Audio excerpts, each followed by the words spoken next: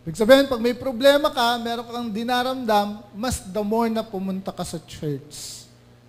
Because sa church, nandun yung inspiration, di ba? Nandun yung presence ng Panginoon, nandun yung na-encourage tayo. Sa praise songs, sa worship songs, sa prayer, at saka sa preaching of the Word of God. Amen ba yun? Okay, so muli mga kapatid, Merry Christmas sa ating lahat. Okay, simulan po natin yung ating series. Ayan, simulan natin yung ating series. At etong series na to, dapat pala pinakita ko muna yung yung anong tawag dito, mapa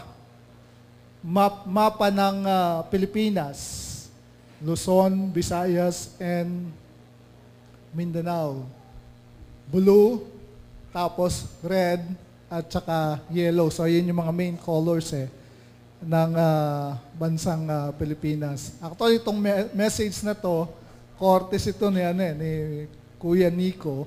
Siya yung nagbigay sa akin neto. Sabi ko sa kanya, Nix, one time naman, bigyan mo ako ng parang may mga time na parang kailangan ko rin ng, yung mga isi-series, yung mga i-preach, mga ganun, no? So, pwedeng pag-aralan at So, courtesy po to ni Kuya Nico. Si Kuya Nico? Wala siya. Okay, minodify ko lang ng konti. So, Philippines. Pag sinabi mong Pilipinas, ano naiisip nyo?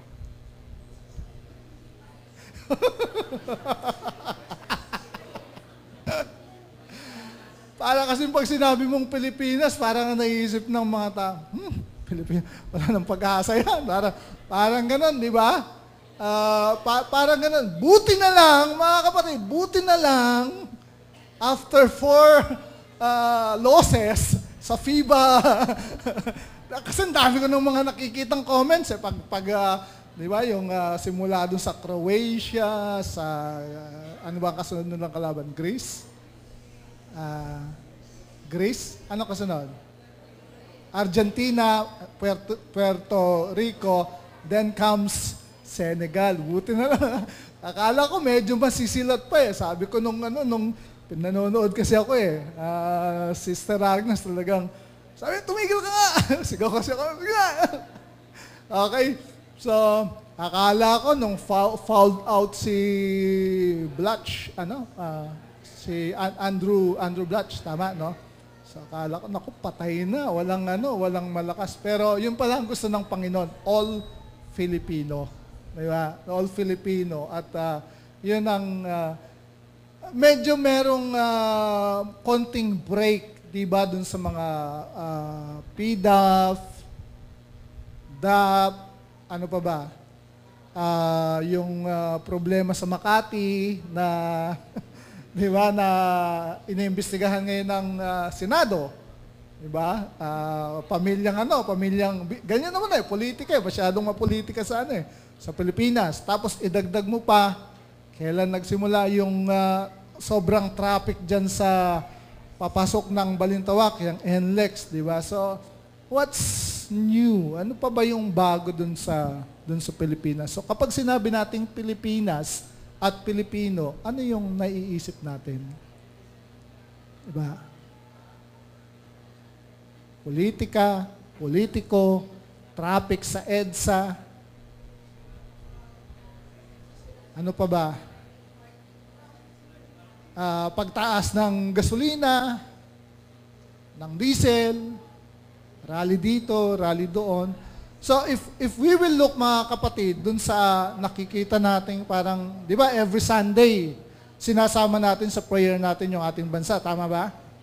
Sinasama natin, di ba, yung nagpipray dito, kung mapapansin ninyo, every time, sinasama talaga sa panalangin yung ating bansa. So, kapag tinignan natin, mga kapatid, in humanistic point of view, parang ang sasabihin natin, wala nang pag-asa ang Pilipinas. Ako nga, minsan, ganun din yung di ba? Ganun din yung naiisip ko.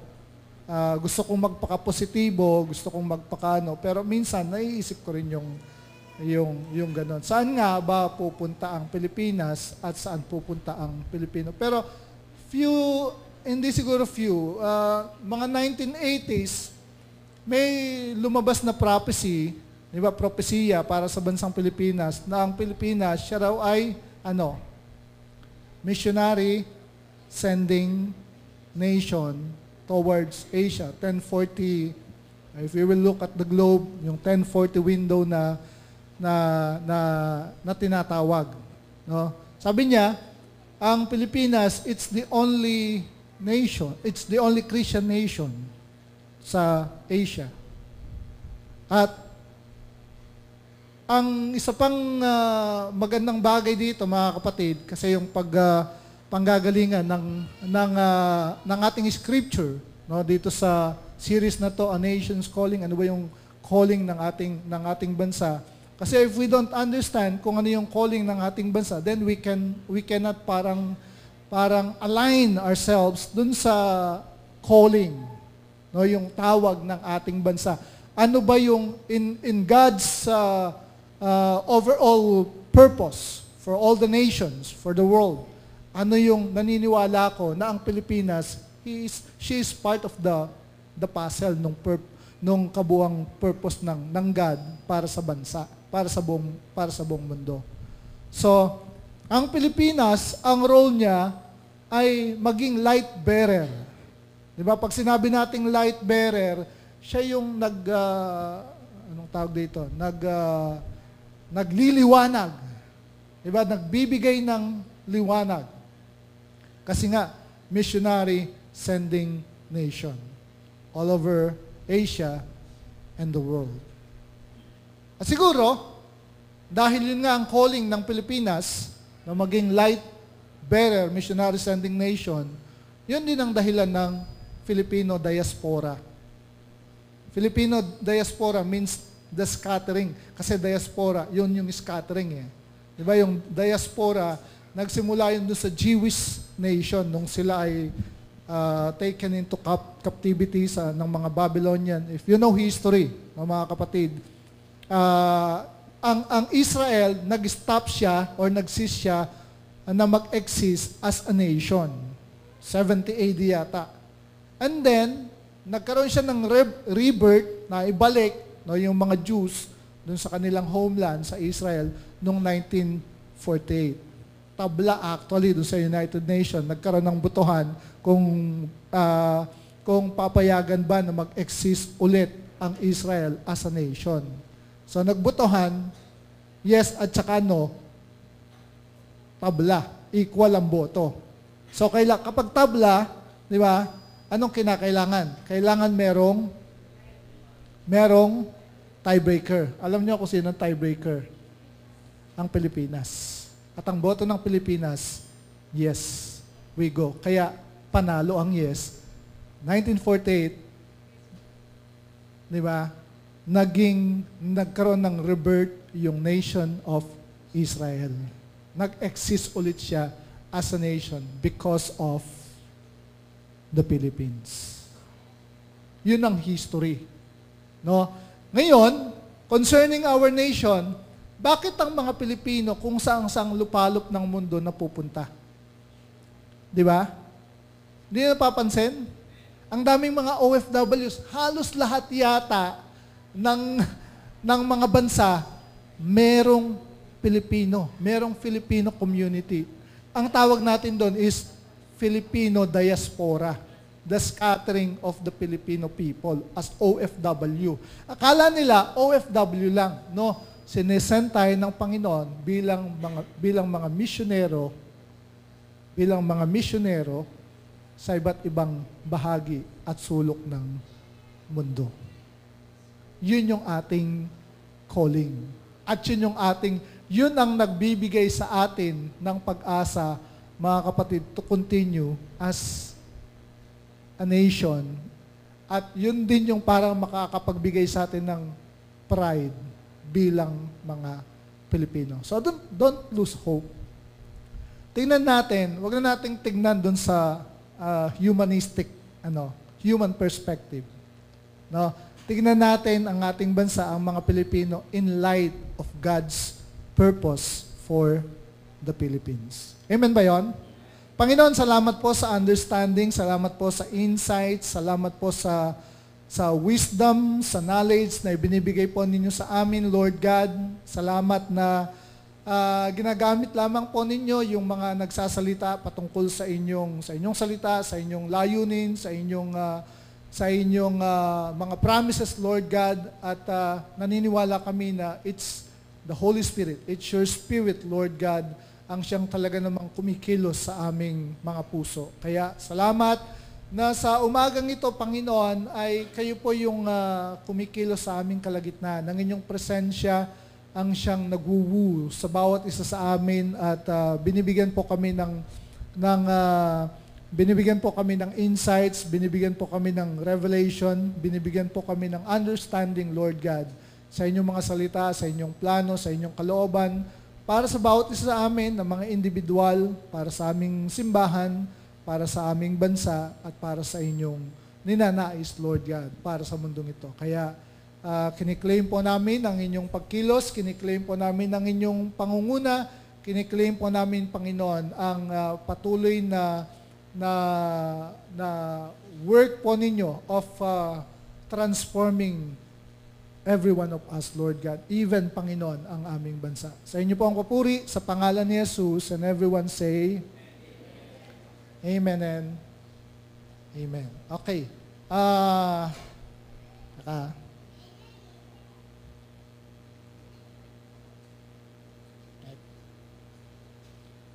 Okay, so, ito pong series na to, it's taken from the book of Acts, chapter 8, if you're familiar. Ito yung si Philip. Okay? Philip, the deacon.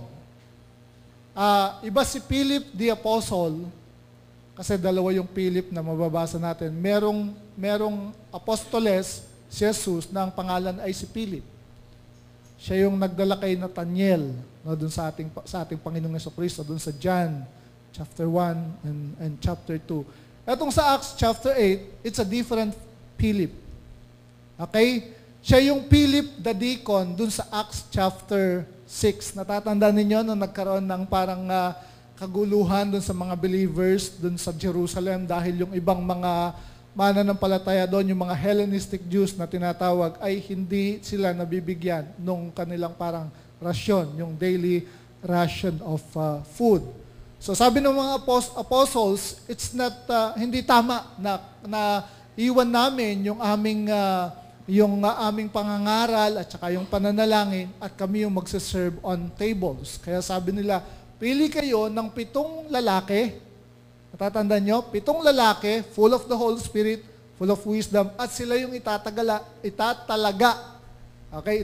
namin dyan sa ministeryo niyan, serving food. No? So sila yung 7 deacons. Okay? Natatandaan nyo na? Have you read the book of Acts? Parang yung iba, medyo, anong tawag doon? Poker face. No, parang blanco, no? Pakisabi sa ating katabi, taas natin ang ating kanang kamay. Unang panunumpa, taas natin. Taas natin. Sabihin natin, pangako ko, babasahin ko, ang Book of Acts bago mag-end of the world. Okay, that's a promise. Okay? So, Philip the deacon, different from Philip the apostles. So, nagsimula yung chapter 8, dun sa verse 1, nung nagkaroon ng yung tinatawag na persecution. Pakisabi sa katabi, persecution. Kayo ba nakakaranas ng persecution? Ngayon, itong panahon ito. Nakakaranas pa ba kayo? Noong 1980s, nung nagsisimula, di ba, nagsisimula JIL, Corpus Christi, medyo matindi ang persecution. Di ba? Pero ngayon, parang medyo di ba? Medyo, kasi, medyo iba na ngayon iba na ngayon ang flow, medyo nasanay na. Saka nagiging contemporary na rin kasi ang church. Di ba? Nagiging contemporary na tayo. Okay, ibig sabihin ng contemporary, parang ang worship service, medyo parang gawin mong, anong tawag dito, yung concert, di ba? Concert, tapos samahan mo ng mga ilaw, doggy tub. Okay, ibig sabihin mga anong tawag doon, Brother Alex, yung mga spotlights. Okay, so marami ka ng mga medyo makikater na mga youth. So, nag-start, going back, nag-start yung persecution. Nagkaroon ng great persecution no sa Church of Jerusalem. At nagkaroon ng scattering ulit. Okay? Bakit ganon? Bakit nagkaroon ng scattering? Kasi, hindi naman kalooban ng Diyos na yung lahat ng mga believers at saka mga apostol, magsipagtambakan sila dun sa Jerusalem. Amen? Di ba masyado silang masatisfied dun sa kanilang lugar? Kasi, ano ba commission ng Panginoon? Matthew 28 verse 19 and 20. Di ba? Go into all the world. Acts 1:8. You shall be a witness unto me in Jerusalem, Judea, Samaria, and to the uttermost part of the earth. So, kaya nagkaroon ng persecution para yung mga believers hindi magkumpul-kumpul dun sa Jerusalem. Okay? So, dun nag-start etong Acts chapter 8 at etong si Philip, the deacon, ay napunta dun sa lugar ng Samaria. No? So, ito yung bali magiging, pinapakita ko lang po sa inyo, no, kung ano yung mga mapag-uusapan natin dito. So, ang included sa series na to, so ngayon, ang pag-uusapan natin is, sino ba yung i-reach out natin? Sa week 2, mga kapatid, pag-uusapan natin, ano yung isi-share natin? Week 3, paano tayo dapat nagdidisipulo? Kasi ito yung calling natin as a nation. Okay? And then, week 4, mga kapatid, it's a series break. Yan ang gagawin natin. Bring your friends. It's a series break. So, bibigyan natin ng application yung ating napag-usapan. So, fourth Sunday, gagawin natin, invite tayo ng mga friends. Ang preaching is all about God's love. Okay? Agree ba kayo dyan? Okay ba yan sa inyo? Okay. So, tinitingnan natin, kasi nga, ang title ng ating series is, ano yung title? Ano yung title? A Nation's Calling. Di ba? Nation's Calling. Bago tayo mapunta sa nation, dapat yun ay magsisimula sa atin bilang mga individual Christians.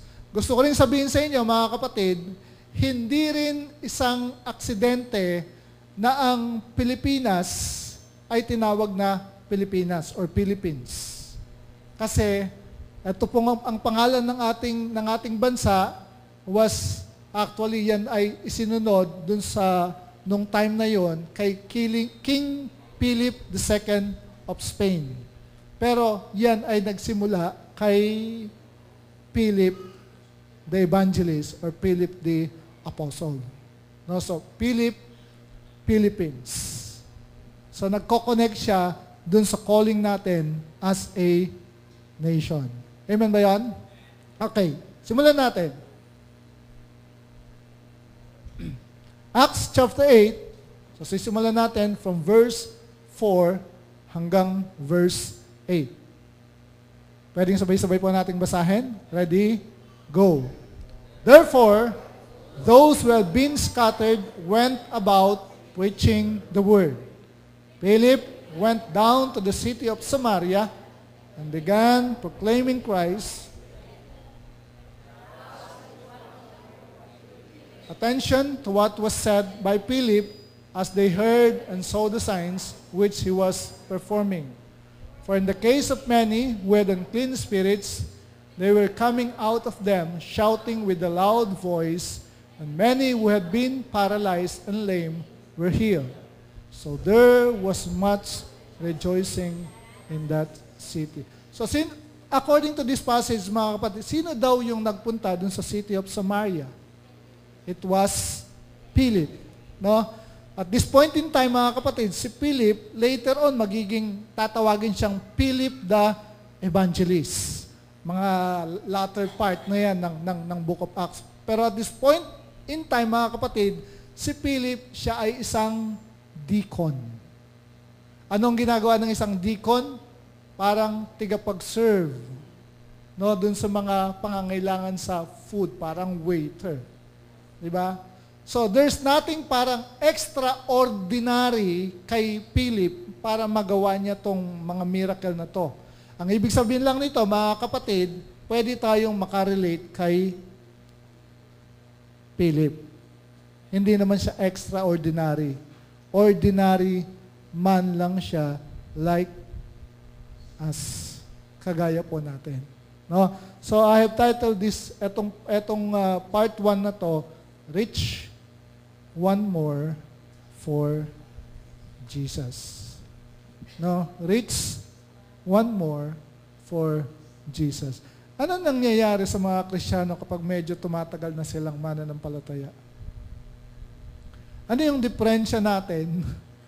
May diferensya tayo. Actually, wala naman tayong diferensya. Okay? Pero ano yung nangyayari? Bakit nung nagsisimula ka dun sa yung relationship kay Christ, habang nagtatagal ka dun sa yung relationship kay Christ? Nakikita mo ba yung difference? Nung bago-bago ka pa lang na nai-inlove kay Jesus, ano yung ginagawa mo? Ano yung pinaggagawa mo noon na habang medyo tumatagal ka dun sa pagiging Kristiyano, hindi mo na nagagawa ngayon?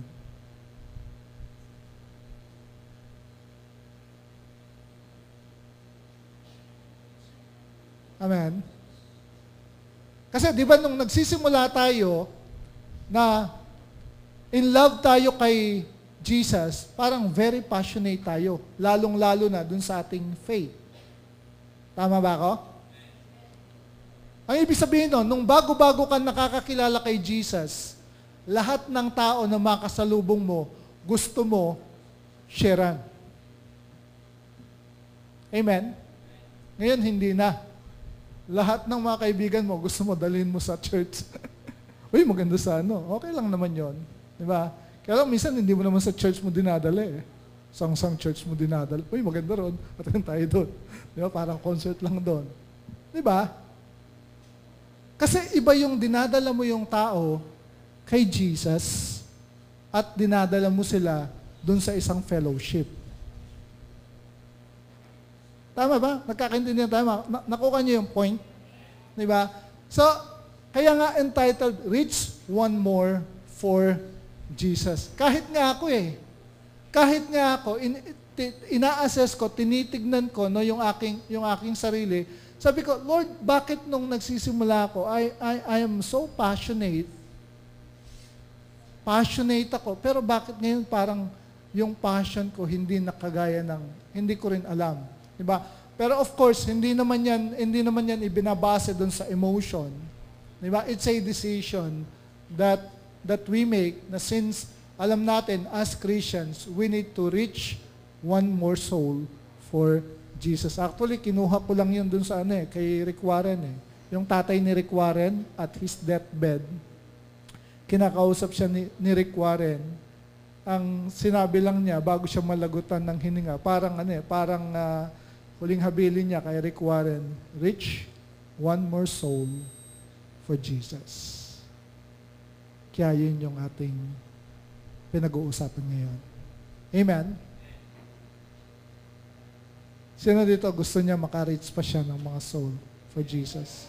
Hanggang bago dumating si Jesus. Hindi natin kasi alam kung kailan siya darating. Sana nga, mas napabilis na. So, kaya pastor, pag mo nang bibilisan, di pa ako nakakapag-asawa eh. Hassle ka naman eh. Diba, marami pa akong gustong gawin sa buhay ko eh. No? So, let's answer this question. Who we must bring to Jesus? Dito lang tayo mag-focus, mga kapatid. Sino ba no, yung dapat nating dalhin kay Jesus? Okay? So sabi niya, dun sa verse 5, Philip went down to, saan daw?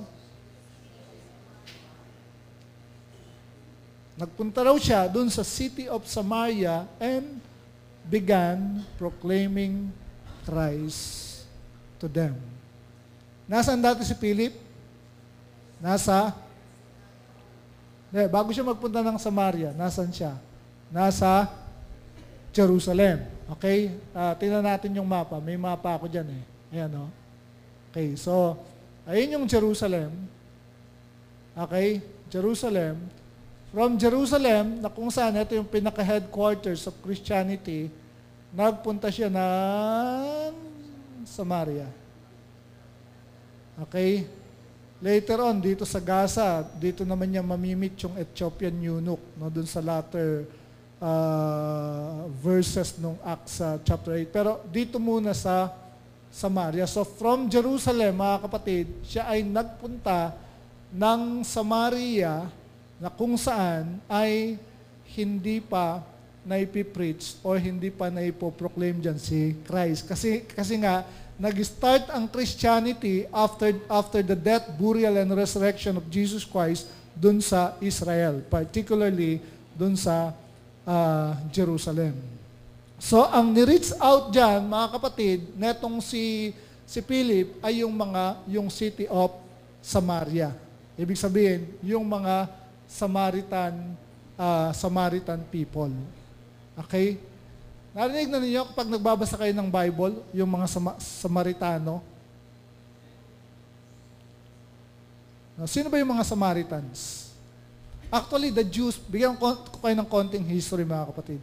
The Jews hated the Samaritans. Okay? Ano ba napaka-importante dito sa mga Samaritans? Natatandaan ninyo yung ano tong parable na to? Yung parable of the Good Samaritan. Diba? Inano yun ni Jesus eh. Actually, nung sinasabi niya yung parable of the Good, mamaya makikita natin, yung parable of the Good Samaritan, blunder yon para dun sa mga Hudyo. Kasi ang mga Hudyo, yung mga Israelita, mga kapatid, they practically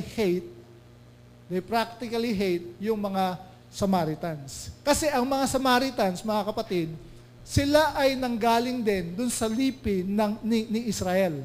Ibig sabihin, mga kapatid nila to, di ba merong 12 tribes, yung 12 tribo sa Israel.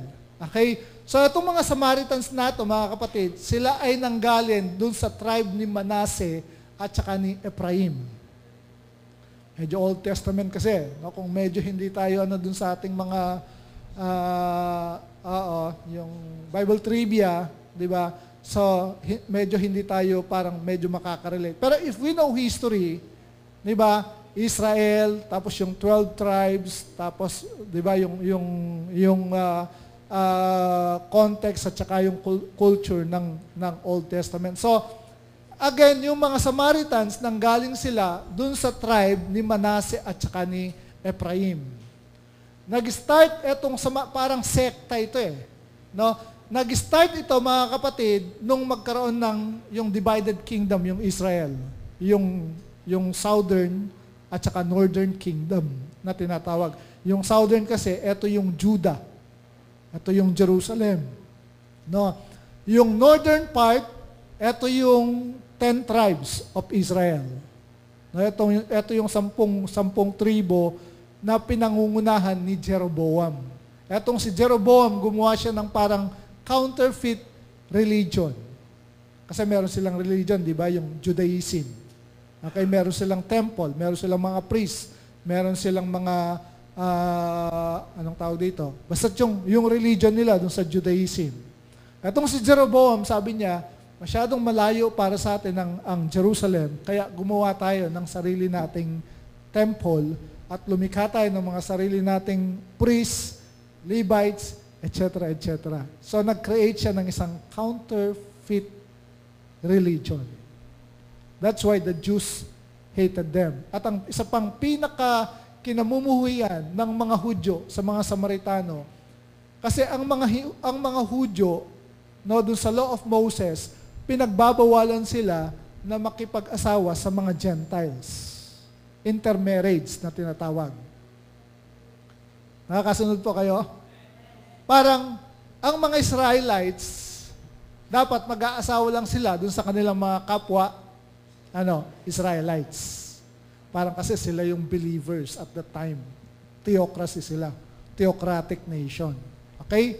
Tapos, ang ginawa ng mga Samaritans, nakipag-intermarriage sila sa mga pagano, sa mga hentil.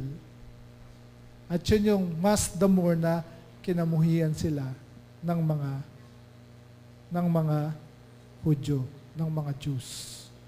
So, what's important, ano yung parang importante dito sa mga Samaritanong ito? It's because bahagi sila, kasama sila dun sa 12 tribes of Israel. It so happened na medyo, anong tawag dito, naging black sheep. Prodigal sila. No? Kaya, yung Jewish yung mga pure-blooded Jews, they hated the Samaritans. Pero, mapapansin niyo, madalas, ipinapakita ni Jesus na ang Diyos hindi siya pumipili ng tao. Remember John chapter 4, verse 23 and 24? Lagi natin kino-quote yun sa worship. We must worship God in spirit and in truth. Ano yung context? Sinong kausap doon ni Jesus? Babaeng Samaritana. Yun ang kausap niya.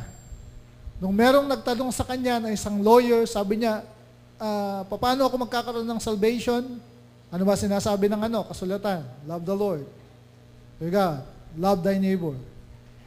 Sabi niya, who is my neighbor? Yun yung konteksto naman nung the good Samaritan.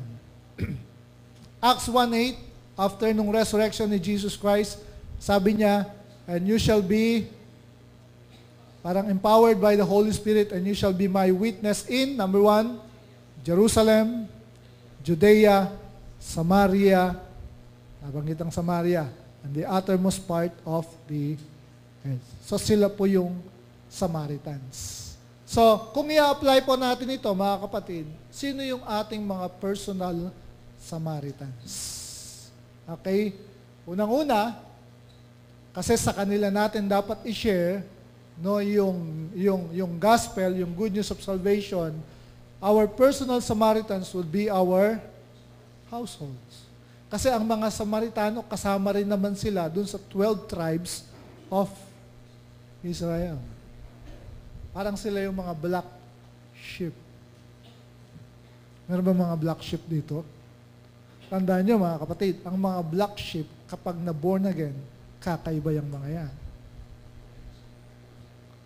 Oo. Talagang, siyempre, dahil napagdaanan na nila yung mga, talagang nagiging sold out sila sa Panginoon.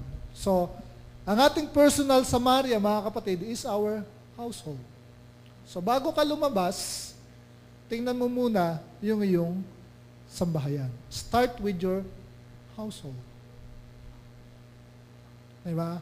Maring ang hirap panalangin yan, ang hirap bahaginan ng salita ng Diyos, but still, we have a responsibility to our household. Anong sabi ng Acts 16? 30 and 31, yung Philippian jailer, diba? Then he brought them out and asked, Sirs, sabi niya kay Paul at saka kay Silas, Sirs, sabi ng Philippian jailer, what must I do to be saved? Ano kinakailangan kong gawin? Anong sagot ni Paul at saka ni Silas? Verse 31, sabay-sabay nating basahin. They replied, ano daw? Believe in the Lord Jesus and you will be saved. Along with, everyone in your household. Magsisimula sa iyo. Diba?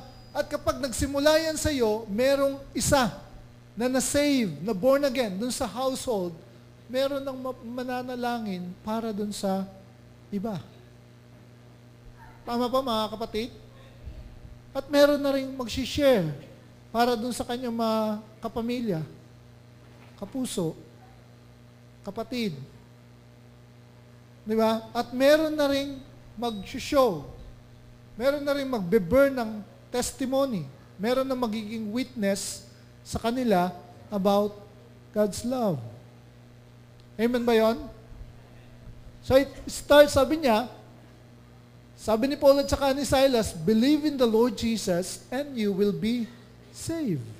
Maniwala ka sa Panginoong Jesucristo at ikaw ay maliligtas. At dahil doon, parang gano'n ang tono, ang timbre, dahil doon, everyone also in your household will be saved. Amen po? Naintindihan po natin? Now, yung salvation naman ng ating household, maaaring yung iba, madali. Di ba? Maaaring yung iba naman ay medyo matagal. Di ba? So, ang punto lang doon, mga kapatid, kinakailangan, huwag tayong hihinto sa pananalangin, pagkiklaim para sa kanilang kaligtasan. Dito po nag-start yung concept ng oikos. Natatandaan niyo pa yung word na oikos? The Greek word for household, kasangbahay, circle of influence. Diba? Sino yung mga oikos mo? So, dyan po nagsisimula. So, ang personal Samaritans po natin or personal Samaria natin nagsisimula dun sa ating household, sa ating kasambahay. Pakitanong katabi, pinapanalangin mo pa ba ang iyong mga kasambahay?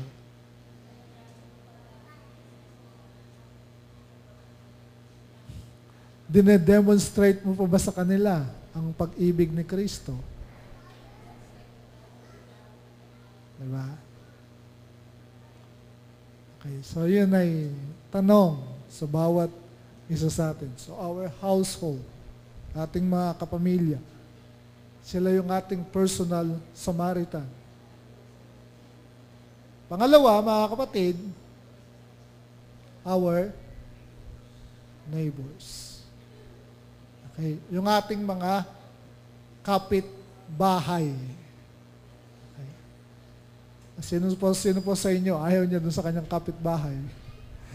Usually kasi yung mga Samaritan, ayaw nga ng mga Hudyo yung mga Samaritans, di ba? So, our neighbors. Sa Luke chapter 10, verse 25 hanggang 37, in-state dyan ni Jesus yung parable of the Good Samaritan. Sabi nung lawyer na lumapit sa kanya, Teacher, what should I do to inherit eternal life? Anong sabi ni Jesus? Ano ba yung sinasabi ng law of Moses? Ano yung pagkakabasa mo rito? Sabi ng lawyer, you must love the Lord your God with all your heart, all your soul, all your strength, and all your mind. And, love your neighbor as yourself. Okay? Sabi ni Jesus, correct. Di ba? Correct. Tama ka dyan. You're right. Do this, sabi niya, and you will live. Gawin mo to, at ikaw ay mabubuhay, magkakaroon ka ng eternal life. The man, sabi niya, wanted to justify his action, so he asked Jesus, and who is my neighbor? Sino ba ang aking kapitbahay? Sino ba ang aking neighbor? Okay. Baka meron siyang personal, anong tawag doon? Parang ayaw niya siguro dun sa kanyang neighbor. Kaya parang gusto niyang So, dun ngayon ipinaliwanag ni Jesus kung sino yung kanyang neighbor. Eto na mga kapatid. Gising pa kayo? Okay. Jesus replied and said, eto na yung parable of the Good Samaritan. A man was going down from Jerusalem to Jericho and fell among robbers. Actually, yung man na tinutukoy dito ni Jesus, eto yung fallen man Alam mo yon, it speaks of mankind. Okay? At ang sabi niya, etong taong ito, he fell among robbers, magnanakaw. Medyo spiritualize natin ng konti. Sino ba yung magnanakaw na tinutukoy sa Bible? John 10:10. It's the devil, di ba, who came to steal, to kill, and to destroy. Yan yung ginawa ng diablo sa tao. And they stripped him and beat him and went away, leaving him half dead. And sabi niya, so, yung taong yon, pinagnakawan, binugbog, ano pa? Binugbog, at halos, halos patay na. nung iwan. Ito na. So, nandun yung taong yun. No? Half dead. And by chance, sabi niya, ano yung unang binanggit dyan? Priest. Ano yung ginagawa ng priest sa Old Testament? Diba sila yung pumapasok sa temple, nag-ano ng insenso, di ba? Religious ano to eh, tagapamagitan sa Diyos at saka sa tao, sa priest. Supposedly, dahil priest siya, religious leader, dapat alam niya kung anong kanyang gagawin. Di ba? And the priest, sabi niya, was going down on that road, and when he saw him, nung makita niya yung tao, anong ginawa niya? He passed by on the other side. Ibig sabihin, wala siyang pakialam. Di ba? Eto ka, isang religious leader, you know the Word of God, di ba? You know God, kilala mo ang Diyos, tapos nakikita mo ang isang tao, beaten by the devil, di ba? By the because of sin, tapos wala kang pakialam. Ang gusto mo lang is mag-concert na mag-concert. Di ba? Kumanta ng kumanta. He passed by on the other side. Likewise, ano yung pangalawa? Ano naman yung Levite sa Old Testament? Sila yung worship team sila yung worship, di ba? The Levites. Di ba? Nung magtalaga ng mga si David, di ba? Nung gawin yung temple, sila yung non-stop 24 hours, meron mga Levites doon na nag-offer ng praise and worship unto God. Ibig sabihin, Levite, ito yung worship team doon sa Old Testament. Okay? So they also know the Word of God. They also know the law of Moses. Likewise, a Levite also, when he came to the place and saw him, anong ginawa niya? Pass by on the other side. Ito again, nakakakilala sa Diyos. And yet, walang pakialam. Anong pakialam ko sa'yo? Basta ako, ligtas na. Parang ganun minsan ang attitude. But, ito yung sinasabi ko sa inyong blunder. Of all people na gagawing illustration ni Jesus na neighbor, ang ginamit pa niya yung Samaritan. Hated by the Jews. Di ba? A Samaritan who was on a journey came upon him, and when he saw him, he felt compassion and came to him and bandaged up his wounds, pouring oil and wine on them, and etc., etc. Then, ano pang ginawa niya? On the next day, he took out 2 denarii and gave them to the innkeeper and said, "Take care of him, and whatever more you spend when I return, I will repay you." Which, sabi ni Jesus ngayon, which of these 3 do you think proved to be a neighbor to the man who fell into the robber's hands? Ang ibig lang sabihin nito, mga kapatid, yung mga neighbor natin, yun yung mga alam nating malalapit sa atin, araw-araw nating nakakasalamuha, sa bawat araw na ginawa ng Diyos sa ating buhay, nakakasalamuha natin to. Di ba? Maaring ito yung literal na neighbor mo. Maaring ang neighbor mo ay yung, kasi paglabas mo ng bahay, pupunta ka ng eskwelahan. So, sino yung neighbor mo? Hindi yung mga lagi mong kasama dun sa classroom. Kung ikaw ay nagpupunta sa office, so sino yung neighbor mo dun? Karabing elbow mo. Diba? So sila yung neighbor mo. At kung alam mo na hindi pa sila ligtas, hindi pa nila tinatanggap si Jesus, at parang ipinagwawalang bahala mo yon, you are like yung sinasabi dito ni Jesus na priest at saka na Levite. Sabi niya, mas maigi pa yung Samaritan. Na hate mo, pero siya, ginagawa niya yung gusto ng Panginoon, yung kalooban ng Panginoon.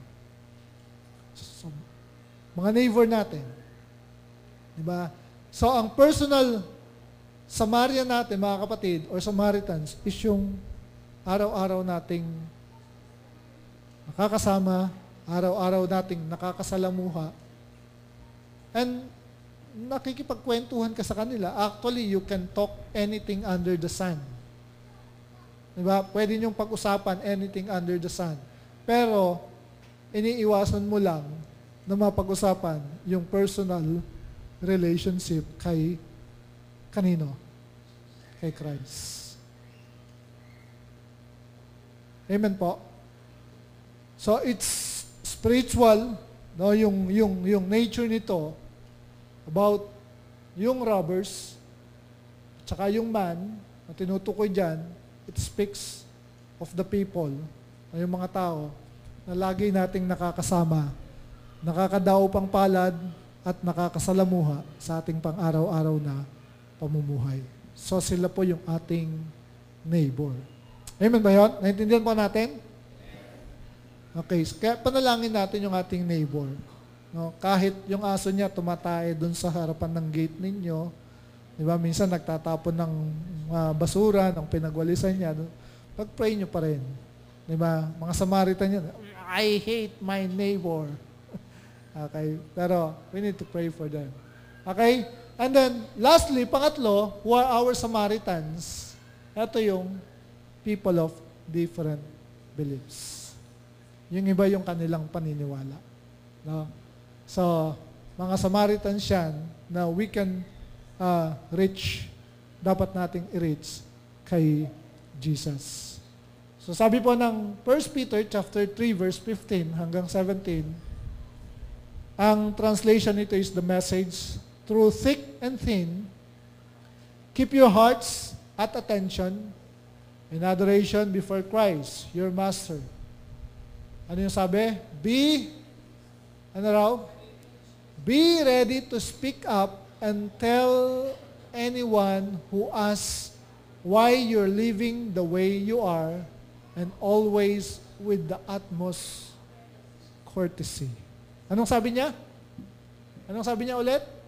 Be ready, maging handa ka na magsalita sa kanino man na nagtatanong sa iyo kung bakit ganyan yung pamumuhay mo siguro, paniniwala mo. At ang sabi niya, and always with the utmost courtesy o respeto. Diba? Parang tinanong ka, anong relihiyon mo? Diba? Saan ka sumasamba? Ano ibig sabihin ng born again? Kasi ako, Iglesia ni Cristo. Kasi ako, Jehovah's Witness. Tapos sasabihin mo sa kanya, hindi ligtas ang Jehovah. Hindi ligtas ang Iglesia. Kami lang ang ligtas. Hindi. Sabi nga niya, with utmost courtesy. Courtesy eh. Diba? Sagutin mo. Ipaliwanag mo. Diba? At kung medyo makulit, hindi. Tatawagin ko ministro ko. Medyo, alam mo yon, di ba? So, kinakailangang pasensya. Di ba? Kasi kapag nagalit ka, sasabihin siya, akala ko ba born again ka? Ba't ka nagagalit? Di ba? So, tinitingnan din nila eh. Di ba? Tinitingnan din nila yung ating pamumuhay. Ano ba yung kaibahan? Okay? Amen ba yun, mga kapatid? Ano ba kaibahan nung born again dun sa INC, sa Jehovah's Witness? May kaibahan ba? May kaibahan ba, mga kapatid? May kaibahan ba? Pareho lang yata eh. May kaibahan ba? Okay, kasi kung walang kaibahan, edi para lang din tayong isang relihiyon. Diba? So sabi niya kaya nga sabi niya, be ready to speak up and tell anyone who asks why you are living the way you are, and always with the utmost courtesy. Keep a clear conscience before God so that when people throw mud at you, none of it will stick. No? None of it, sabi niya, will stick. They end up realizing that they're the ones who need a bath.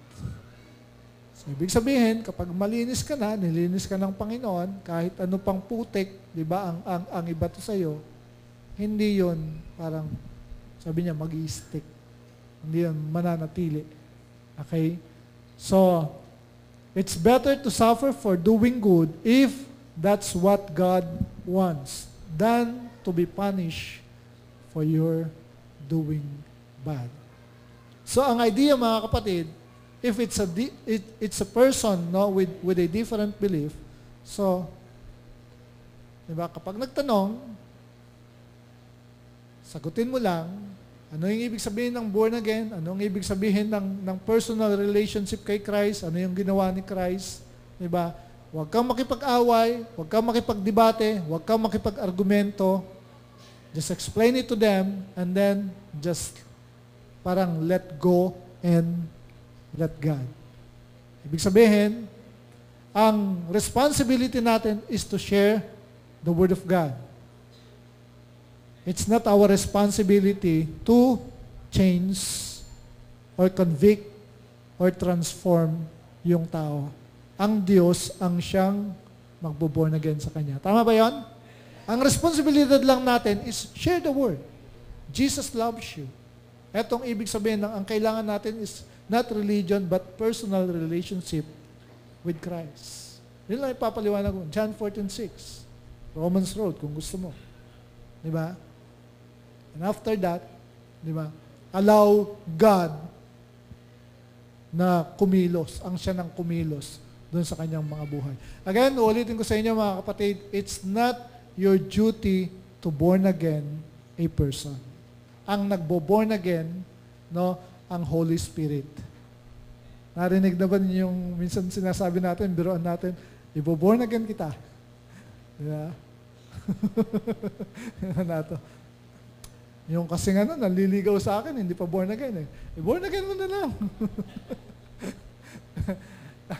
May mga ganong, just share. Diba? Just share. Hindi mo naman hindi mo naman trabaho yung i-born again yun eh. Ang Panginoon, ang Espiritu Santo, ang may trabaho doon. So, ito yung ating mga personal Samaritans. Our household, na wala pa kay Christ. Pangalawa, yung ating neighbor. Ibig sabihin, yung mga araw-araw nating, paglabas natin ng ating bahay, yung mga araw-araw nating nakakasalamuha. And then, pangatlo, yung mga tao na iba yung paniniwala. Amen? Amen ba yun? So, reach one more soul for Jesus. Para magawa natin yon mga kapatid, it's a day-to-day basis. So, punta tayo dun sa ating conclusion. Sabay-sabay nating basahin. Go. When you go out each day, represent God in a great way. Be a witness. Be a positive influence shining bright in people's lives.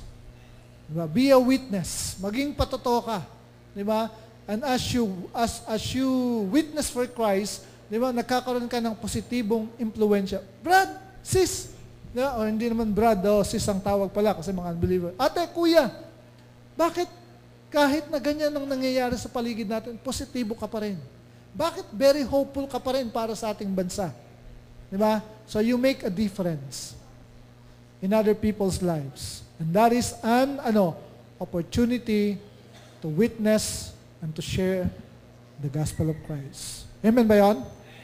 Praise God. So mga kapatid, reach one more soul for Jesus. Let's all stand. Tayong lahat po ay tumayo. Thank you, Lord. Manalangin po tayo, Panginoon. Salamat po.